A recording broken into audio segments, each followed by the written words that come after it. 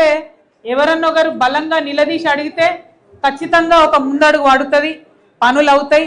అందుకనే తెలంగాణ జాగృతి జనం బాట అనే కార్యక్రమం పెట్టుకొని అన్ని జిల్లాలు తిరుగుతున్నాం. అన్ని జిల్లాలలో కూడా ఇటువంటి సమస్యలు ఉన్నాయి. ఉన్న కాడల్లా గట్టిగా నిలదీసి అడుగుతున్నాం. అధికారులు వస్తున్నారు, సమస్యలు పరిష్కరించడానికి వాళ్ళు కూడా ప్రయత్నం చేస్తూ ఉన్నారు. ఒక ముందడుగు పడుతుంది. అందుకే ఇవాళ మీ దగ్గర కూడా నేను వచ్చిన.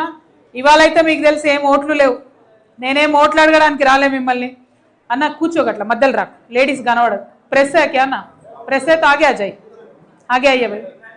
प्रेस वालों को चेयर्स दो भाई प्लीज. साई चेयर आगे. अब इधर आ जाओ, इधर आ जाओ, इधर ठीक, इधर आ जाओ. అయితే మా ఆడబిడ్డలందరికీ నా విజ్ఞప్తి ఏంటంటే మనందరం కూడా ఎంతో ఓపికగా ఎన్ని కష్టాలున్నా కూడా పని చేసుకొని సంసారాన్ని ఎలా తీసుకుంటున్నాం. ఏదో చిన్నదో పెద్దదో ప్రతి ఒక్కరం కూడా పని చేసుకుంటున్నాం. వర్షం వచ్చినా వరద వచ్చినా ఓపికగా ఉంటున్నాం, పని ఎలా తీసుకుంటున్నాం. మరి ఇటువంటి సందర్భంలో కూడా ప్రభుత్వం సహకరించి కొంచెం ముందుకొచ్చి మన పనులు చేస్తే బాగుంటుంది. వాస్తవానికి అంటే నేను ఈ ఓల్డ్ సిటీలో మొత్తం తిరుగుతుంటే ఎక్కడ చూసినా కూడా ప్రతి రోడ్డు 10, 12, 15 సంవత్సరాల కింద వేసిందే ఉన్నది. కొత్త రోడ్ అయితే ఎక్కడ కూడా పడ్డటువంటి దాఖలా కనబడతలేదు. ఇక రెండో విషయం, ఎక్కడ మోరీ చూసినా కూడా 35 ఏళ్ల కింద మోరీ, 40 ఏళ్ల కింద మోరీ అని చెప్తున్నారు తప్పితే ఎక్కడ కూడా కొత్తగా వేసినటువంటి డ్రైనేజ్ పైప్ లైన్ కాదు, డ్రైనేజ్ సిస్టమ్ అయితే లేనటువంటి పరిస్థితి ఉన్నది. మరి ఇక్కడ చాలా మంది అన్నతమ్ములు ఉన్నారు. मैं क्या सोचती हूँ, पुराना शहर नया शहर कुछ नहीं होता है. हमारा शहर है, हमारे शहर में हर जगह ఈక్వల్ డెవలప్మెంట్ होना, సరైన సమానమైనటువంటి డెవలప్మెంట్ అంతటా కావాలి. ఏ శివారెడ్డి జరుగు, లొల్లి పెడుతున్నావు, నీదే లొల్లి ఉంది అప్పటి నుంచి. ఇట్లాంటి డెవలప్మెంట్ లేకనే ఇబ్బంది అవుతున్నది చాలా దగ్గరలో. మరి ఇంతకుముందు మొదట ఒక కాలనీకి పోయినాం, పోతే అక్కడ చెప్తున్నారు కొబ్బరికాయలు కొట్టిండ్రు, ఆల్రెడీ డబ్బులు శాంక్షన్ అయినాయి కానీ రోడ్ వేయలేదు, డబ్బులు శాంక్షన్ అయినాయి కానీ డ్రైనేజ్ పనులు చేయలేదు. మరి ఈ మాటలు అయితే నాకు వినబడతా ఉన్నాయి. నేను ఒకటే రిక్వెస్ట్ చేస్తున్నా, మన గల్లీలలో ఉండే మా అక్క చెల్లెళ్ళు గట్టిగా మాట్లాడతారు, మంచిగా హుషారుగా ఉంటారు. ఎవరు వచ్చినా కూడా వాళ్ళని నిలదీస్తారు. ఏమై సార్ ఇల్లు ఇస్తా అంటే వేయలేదు, ఏమై సార్ రోడ్ వేస్తా అంటే వేయలేదు అంటారు. కానీ ఒక్క మా యువకులే కొద్దిగా డల్ అయినట్టు అనిపిస్తుంది ఈ మధ్య నాకు.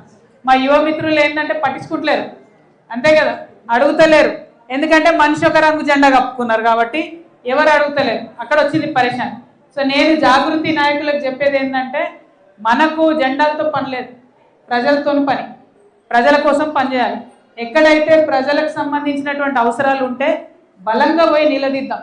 మీరందరూ అనుకునేరు అక్క వచ్చింది పోతుంది, ఇవాళ వచ్చిపోయింది, ఇక మళ్ళీ ఈమె యాకత్పురాకి ఎప్పుడు వస్తుంది అనుకునేరు. అట్లేం లేదు. యాకత్పురాలో మంచి గట్టి కమిటీ వేస్తాం. మా శైలజా గౌడ్ ఉన్నది, మా ఆశీష్ దుబే ఉన్నాడు, మా అధ్యక్షుడు అన్న హైదరాబాద్ అధ్యక్షుడు మహేందర్ ఉన్నారు, మా అందరి ఆధ్వర్యంలో సాయి ఉన్నాడు. అందరి ఆధ్వర్యంలో మంచి కమిటీ వేసుకుంటాం. వేసుకొని ప్రజల సమస్యలు ఏమున్నా కూడా వెంటబడి గట్టిగా అడుగుతామని ఈ సందర్భంగా తెలియజేస్తున్నా. ఇంకొక మాట, నేను కుమార్ గల్లీకి పోయినా, మరి అక్కడ అందరు బీసీ బిడ్డలే ఉన్నారు, అందరూ కుండలు చేసుకునే వృత్తిలో ఉన్న వాళ్ళే ఉన్నారు. చాలా బాధలు చెప్పిండ్రు వాళ్ళకి సంబంధించి.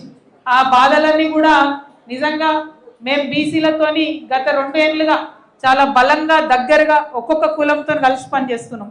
ఎందుకోసం? బీసీలకు 42% రిజర్వేషన్ రావాలనే దానికోసం ఒక్కొక్క కమ్యూనిటీతో కలిసి పనిచేస్తున్నాం. ప్రతి కులంలో ఉన్న ఇష్యూలను తీసుకొని పనిచేస్తున్నాం. ఇవాళ కుమార్ గల్లీ పోయినాం కాబట్టి మరి ఏదైతే మట్టి మనకు హైదరాబాద్లో దొరుకుతలేదో, అదేవిధంగా ఎలక్ట్రిక్ వీల్స్ ఏవైతే వచ్చినాయో అవి ఇచ్చేటట్టుగా, అట్లనే అనేకమైన ఇతర అంశాలు చెప్పిండ్రు.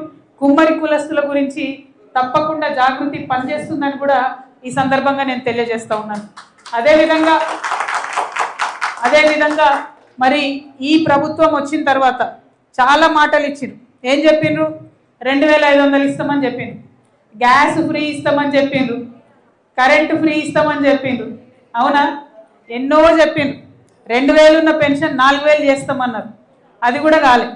అన్నిటికన్నా ఘోరం ఏంటంటే గత 3 ఏళ్ళుగా అసలు భర్త చనిపోయిన విధవరాన్లకు కూడా పెన్షన్ రానటువంటి పరిస్థితి ఉన్నది.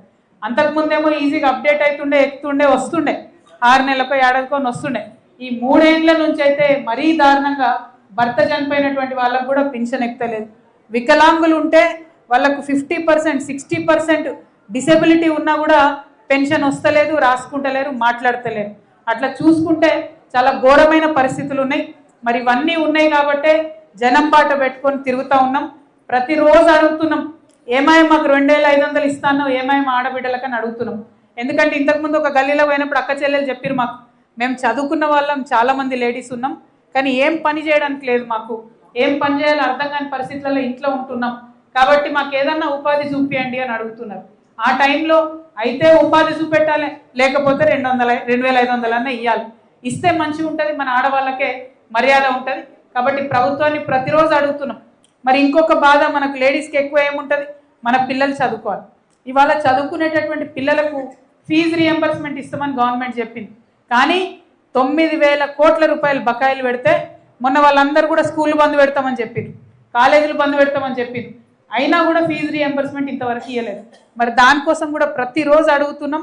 ఖచ్చితంగా ప్రభుత్వం మెడల్ వంచి ఫీ రియంబర్స్మెంట్ సాధించుకుంటాం. ఎందుకు ఈ మాట చెప్తున్నాం అంటే, ఫీ రియంబర్స్మెంట్ ఇవ్వకపోతే ప్రైవేట్ స్కూల్ వాడు ఊరుకోడు కదా, వాళ్ళైతే ఫీజులు అడుగుతారు మనని.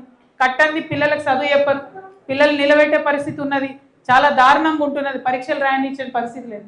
అంటే ఇటు స్కూల్ వాళ్ళకి వెళ్తలేదు, ఇటు మన పిల్లలకు ఇబ్బంది అవుతుంది. ఎందుకోసం, ప్రభుత్వం ముఖ్యమంత్రి గారు ఏదైతే ఇస్తా అన్నది ఇస్తలేరో ఫీజు రియంబర్స్మెంట్, అందుకోసం ఇబ్బంది అవుతున్నది. కాబట్టి దానికోసం కూడా ప్రతిరోజు వాళ్ళ పొద్దున 2-3 వేల మంది పిల్లల్ని తీసుకొని ఫీజు రియంబర్స్మెంట్ ఇవ్వాలని చెప్పి పొద్దున మలక్పేట రాగానే అదే కార్యక్రమం చేసి ఇక్కడ దాకా రావడం జరిగింది. మేము ఏ సమస్యను కూడా విస్మరిస్తలేం. పిల్లలకు ఉద్యోగాలు చేసుకునే పిల్లలకు జాబ్ క్యాలెండర్ ఇస్తామన్నారు, సంవత్సరానికి 2 లక్షల ఉద్యోగాలు ఇస్తామన్నారు, దాన్ని కూడా వదిలిపెట్టకుండా అడుగుతున్నాం. ఇక అన్నిటికన్నా పెద్ద బాధ ఇండ్ల బాధ. మరి ఇండ్లు లేని వాళ్ళు కిరాయి కట్టలేని పరిస్థితి ఉంది. ఇప్పటిదాకా మీరు చెప్పిండ్రు కదా, మన హనుమాన్ నగర్ ఫేజ్ 1, 2 అట్లనే ఛత్రినాక నుంచి మొదలు పెడితే 24 గల్లీల నీళ్ళు వస్తాయని చెప్పింది, వీడియోలు చూపించింది, చాలా దారుణంగా ఉన్నాయి. కార్లు కొట్టుకపోతున్నాయి, బండ్లు కొట్టుకపోతున్నాయి, పిల్లలు కొట్టుకపోతున్నారు, ఘోరమైన పరిస్థితి ఉంది. కానీ అయినా ఒక మాట చెప్పండి, అట్లాంటి బస్తీలలో కూడా 5,000 లేనిదైతే ఇల్లు వస్తుంది. వస్తుందా కిరాయి? 5,000, 6,000, 7,000 అన్నట్టు, అంతేనా? అట్లాంటప్పుడు మరి ఇండ్లు లేని వాళ్లకు ఇండ్లు ఇవ్వాలనే డిమాండ్ అయితే చాలా బలంగా తీసుకుంటాం. దాని మీద పెద్ద కార్యాచరణ చేస్తాం. ఎందుకంటే ఇండ్లు కట్టి ఉన్నాయి, అవి కూడా ఇస్తలేరు. ఖాళీగా ఉన్న ఇండ్లు కూడా ఇండ్లు లేని వాళ్ళకి ఇవ్వలేనటువంటి పరిస్థితి ఉన్నది. కాబట్టి వీటన్నిటి మీద కూడా ఒక్కొక్క ఇష్యూ తీసుకొని మరి ఫైట్ చేస్తూ ఉన్నాం. అందుకోసమే ఇక్కడికి రావడం జరిగింది. ఇలా హైదరాబాద్లో 3 నియోజకవర్గాల్లో మలక్పేట్, చార్మినార్, అట్లానే మన యాకత్పూర, ఈ అన్ని నియోజకవర్గాలు